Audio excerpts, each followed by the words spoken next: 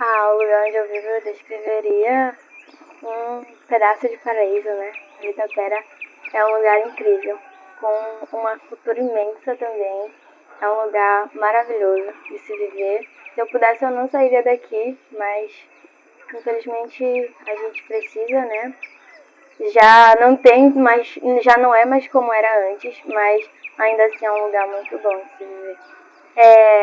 A minha casa, como vocês já viram, é o mesmo padrão de todas as outras. Suspensa, a casa é ampla, ao redor tem muito verde, muitas árvores frutíferas, muitos bichos, tem o rio, os animais e toda uma fauna, uma flora muito bonita. Porque na verdade eu vim pra cá com 1 ano de idade, então eu moro aqui desde sempre. Então lembrar a primeira vez que eu vi o rio assim, não consigo. Porque o rio sempre fez parte da minha vida desde sempre. Assim. Primeiro, que faz parte da paisagem, e depois que eu moro, como eu sempre morei aqui, sempre foi normal para mim essa relação entre as pessoas que moram aqui e o rio.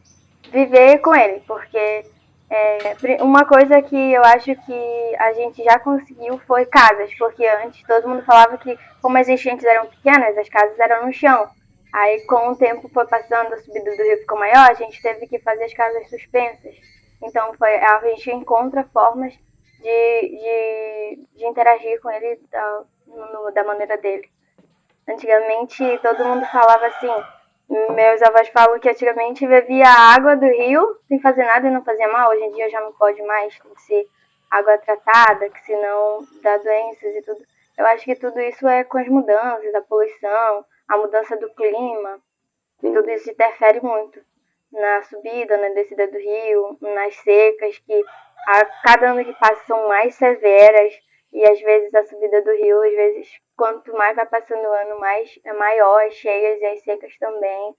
Então acho que tudo isso é consequência do avanço de tudo, das mudanças climáticas, da poluição. Eu estudo na Escola Santíssima Trindade.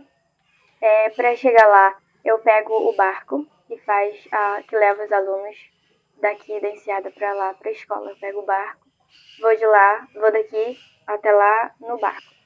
Chegando lá, a minha escola também é suspensa, é um lugar amplo, bem espaçoso. Tem também muitas árvores ao redor. Animais tem poucos, porque as casas lá perto ninguém cria muito bicho, mas tem os animais da floresta, tem o rio e algumas casas dos moradores perto. Eu me definiria uma pessoa cheia de sonhos, determinada, teimosa, porque quando eu coloco uma coisa na cabeça que eu vou fazer, que eu quero fazer, eu vou, tento de todas as formas e faço. Persistente, não desisto fácil. Luto pelo aquilo que eu acredito. E acho que às vezes uma pessoa que tem uma fragilidade, mas eu também sou alguém muito forte. E tudo que eu conquistei até hoje, para alguns parece pouco, mas pra mim é muito, porque eu sei o tanto que eu lutei para conquistar tudo que eu tenho até hoje.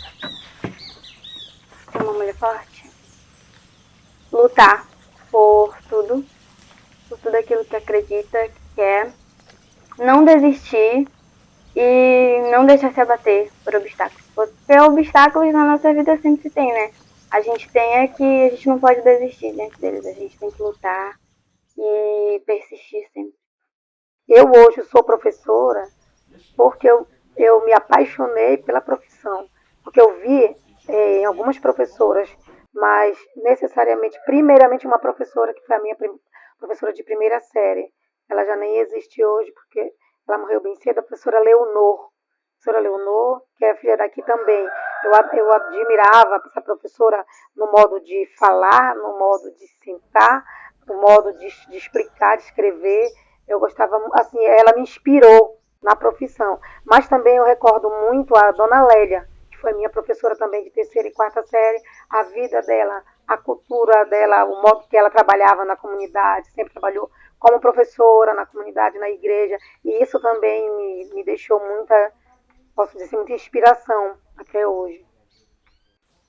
Aqui no Carapanatuba, nós temos uma realidade geográfica diferente de algumas outras comunidades. Inclusive, é uma realidade que tem em vários lugares. Aqui nós temos, a comunidade tem a escola, que é onde é o centro da comunidade. Nós temos aproximadamente 400 a 500 metros de distância da onde o rio passa, onde tem a principal fonte de água, que é o Igarapé, né? E até chegar na escola. Então, na época, a escola, nós não tínhamos na época motobomba, nós não tínhamos todo esse amparo que nós temos agora, né? Todo esse reforço. Nós tínhamos que carregar água em vasilhames, em baldes, em carotes, da margem do rio, aí de onde passava o rio, o Igarapé, até chegar na escola. Então, quando eu ia para a escola, eu já levava minhas coisas, mas já levava uma vasilha com água, um balde com água pendurado, e cada dia da semana era uma mãe que fazia a merenda e também ajudava a levar água para lá para a escola, porque na época não tinha outra fonte de água nessa distância toda que era a escola. E ao longo nesse período também a gente precisava fazer uma rotina, um rodízio com as mães para fazerem a merenda. Então, porque não tinha, a regra nós sabemos que onde existe aluno tem que ter aula, tem que ter todo o suporte, mas existem mais regras, mais leis criadas, onde tem que ter no mínimo tantos alunos para ter uma servente.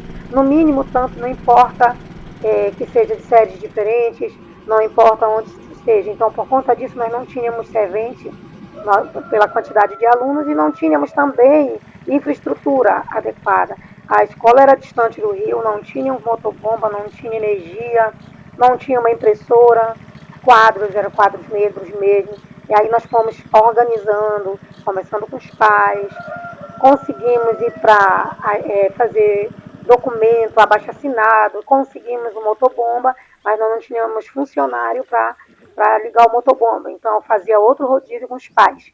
A cada 15 dias, os pais fizemos uma programação também, conversamos com os pais, nos organizamos, fizemos uma programação para a escola, conseguimos um dinheiro, compramos a caixa d'água e compramos o restante do material, e a cada 15 dias os pais, eu mandava avisar para os pais, eles iam puxar água. Aí ligava o motobomba, jogava já água para lá, isso já ao longo do tempo. Mas no início, devido à distância da água do Igarapé até chegar na escola. E essa água era tratada de que forma? Através do hipoclorito, né, que os agentes de saúde traziam e levavam para as escolas, e também, no caso, com filtros. Tinha aqueles filtros de barro naquela época. Atualmente, eu sou pós-graduada, mas já ao longo de muito tempo eu precisei me destacar, me esforçar o máximo que pudesse para poder conciliar família, comunidade, porque eu sempre me envolvi nos trabalhos da comunidade, da igreja também eu participo, e o trabalho. Nasci e me criei aqui na comunidade, desde cedo a gente não tinha muito acesso a essa mídia, a essa globalização toda. Nós morávamos aqui, era o rádio que nós tínhamos apenas, né? Então eu achava assim que, às vezes eu até cheguei a imaginar que o fundo do rio aqui era inalcançável, que esse mundo terminava bem ali onde os nossos olhos são capazes de alcançar. Mas a vida, eu busquei também abrir mão de muitas coisas, aos meus pais, aos colegas que me deram essa oportunidade de prosseguir, de ir mais além, de ir até em Santarém, de Santarém chegar até Manaus, e de lá eu ter contato com muitas outras visões, muitos outros povos, culturas diferentes. Eu vi que o conhecimento, ele nunca para. Eu acho assim que é importante a gente ganhar conhecimento, ter entrosamento com as pessoas, motivar as pessoas, porque tem gente que também não é muito otimista, né? Ao invés de motivar as pessoas, ainda deixa a pessoa toda indeciso, né? Eu nunca fiz isso. Deus me livre. Porque eu digo assim, aquilo que a gente tem, a gente não pode guardar só com a gente, tem que passar para os outros, né? E também passa em favor do outro, porque está fazendo bem para o outro, está encaminhando. Porque tem gente, às vezes, que, coitado, precisa de uma palavra, basta uma palavra, que eu digo assim, às vezes eu sempre digo assim, que ninguém pode só olhar para frente, tem que olhar para o lado para ver as pessoas. Porque eu vou direto aqui, meu nariz empinado, e eu não olho para cá nem para cá. Às vezes a pessoa está precisando de uma palavra amiga ou desabafar alguma coisa e não tem com quem, não tem a chance de alguém dar atenção, né? Hoje em dia é preciso ver isso. E ver que eu estava dizendo, eu sempre digo mesmo, a gente vai no barco, né, essa turma jovem, ele pega a rede e pega o celular, pronto. Não senta para conversar com ninguém. É só remexer no celular. Só. E tem um pessoal que eu digo assim, estuda, passa perto da gente que não dá um sorriso, é para ser um pedaço de pau. Não desoba nem nada. Eu ignoro isso. Mas ignoro mesmo. Porque essa gente que diz assim, porque a Lélia conversa muito, a Lélia gosta de conversar, e não sei o que, não sei o que. Eu acho que é bom. Não me canso, não. Eu acho que hoje em dia está aparecendo muitas oportunidades para as pessoas, né? Essa questão, no caso, um grupo vem trazer informação, vem trazer conhecimento. Eu acho que é muito bom a pessoa aproveitar, né? Porque, às vezes, assim, se nós formos ver os nossos antepassados, eles não tiveram nenhuma oportunidade, né? Mas não é por isso que eles não têm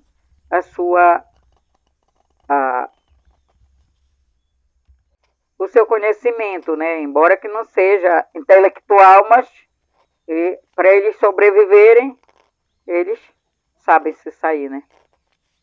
E hoje, na maioria das vezes, se a pessoa perder a oportunidade, ele está perdendo muita coisa do seu futuro, né? Tem que aproveitar. E está vindo, sempre está vindo. Através da associação, nós tivemos muitos grupos que acompanharam, né? Mas, infelizmente, hoje em dia a gente não tem muitos jovens por aqui, mas até porque eles saem para estudar, para empregar, para ter meios de sobreviver, né? Eu acho que isso é muito bom.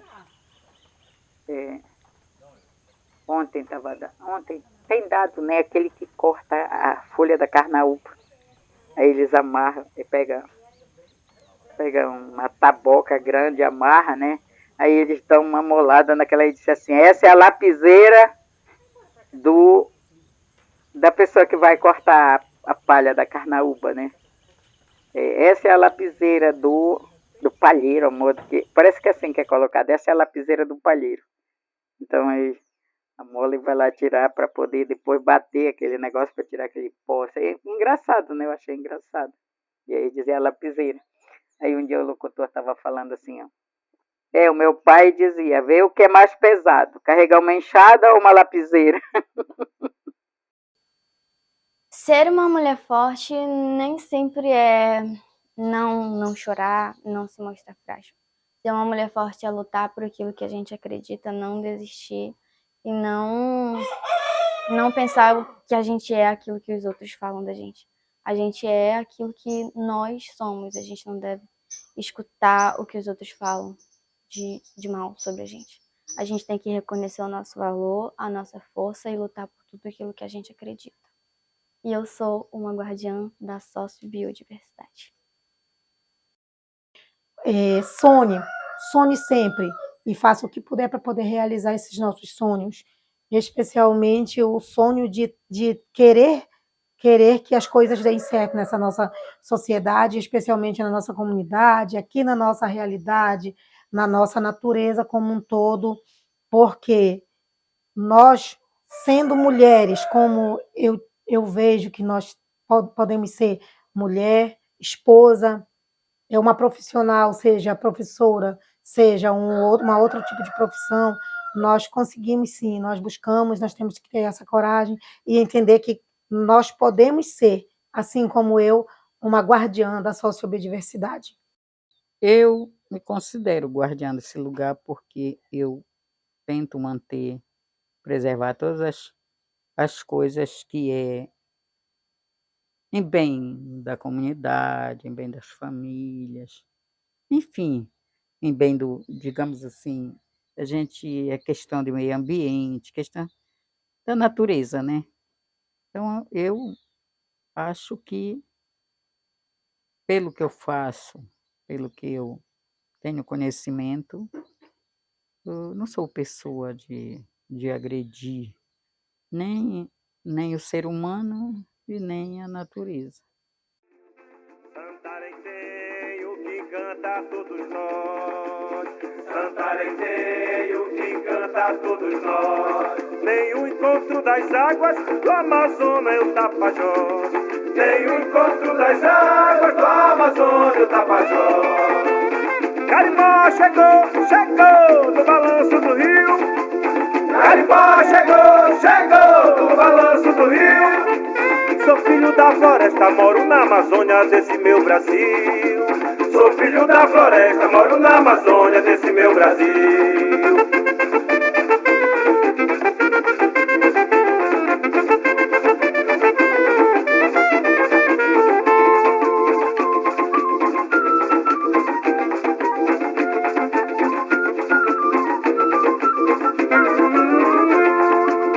Região de rios, região do Aritapera. Região de rios, região do Aritapera. Lagos do Maicá, a ponta da Maria José. Vem dançar meu carimbó, batendo na ponta do pé. Carimbó chegou, chegou no balanço do rio. Carimbó chegou, chegou no balanço do rio. Sou filho da floresta, moro na Amazônia desse meu Brasil. Sou filho da floresta, moro na Amazônia desse meu Brasil. Carimbó chegou, chegou no balanço do rio. Carimbó chegou, chegou no balanço do rio. Sou filho da floresta, moro na Amazônia desse meu Brasil. Sou filho da floresta, moro na Amazônia desse meu Brasil. Sou filho da floresta, moro na Amazônia desse meu Brasil. Sou filho da floresta, moro na Amazônia desse meu Brasil.